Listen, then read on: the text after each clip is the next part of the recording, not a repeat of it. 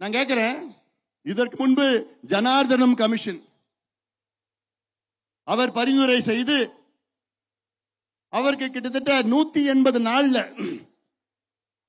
Justice Janardhanam 180 நாள்ல இஸ்லாமியர்களுக்கு பிசியில உள்ஒதுக்கீடு வழங்க வேண்டும், 3.5 விழுக்காடு உள்ஒதுக்கீடு வழங்க வேண்டும் என்று 180 நாள்ல பரிந்துரை கொடுத்தார் ஜனார்தனம் அவர்கள்.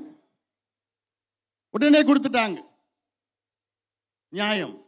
அதற்கு போராடினதே நம்ம தான், ஐயா தான், நம்ம தான் போராடணும். அடுத்தது அருந்ததியர்களுக்கு இதே ஜனார்தனம் அவர்கள் அருந்ததியர்களுக்கு உள்ஒதுக்கீடு வழங்க வேண்டும் என கிட்டத்தட்ட 243 நாள் எடுத்துக்கிட்டார். 243 நாள்ல பரிந்துரை கொடுத்தார். கொடுத்துட்டு அருந்ததியருக்கு இன்னைக்கு 3 விழுக்காடு உள்ஒதுக்கீடு 18ல. அதையும் மருத்துவர் ஐயா பாட்டாளி வச்சு நம்ம தான் போராடி வாங்கினது.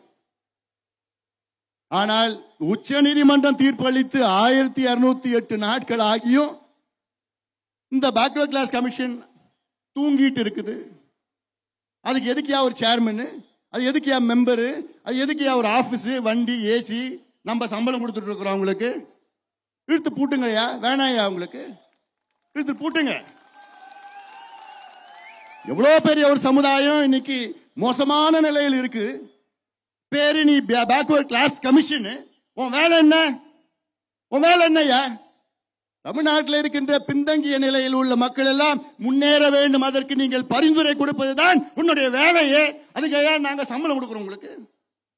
அந்த வேலை உங்களால பண்ண முடியலன்னா எதுக்கு போங்கயா, வெளியில போங்கயா, ரிசைன் பண்ணிட்டு போங்கயா. நீங்க அங்க இருக்கிறதுக்கு உங்களுக்கு எல்லாம் தகுதி கிடையாது, போங்க. இதெல்லாம் என்ன எவ்வளவு பேசி எவ்வளவு இருக்கு, செய்தி எல்லாம் இருக்கு. அதெல்லாம் சொல்றோம், மக்களுக்கு தெரியணும்.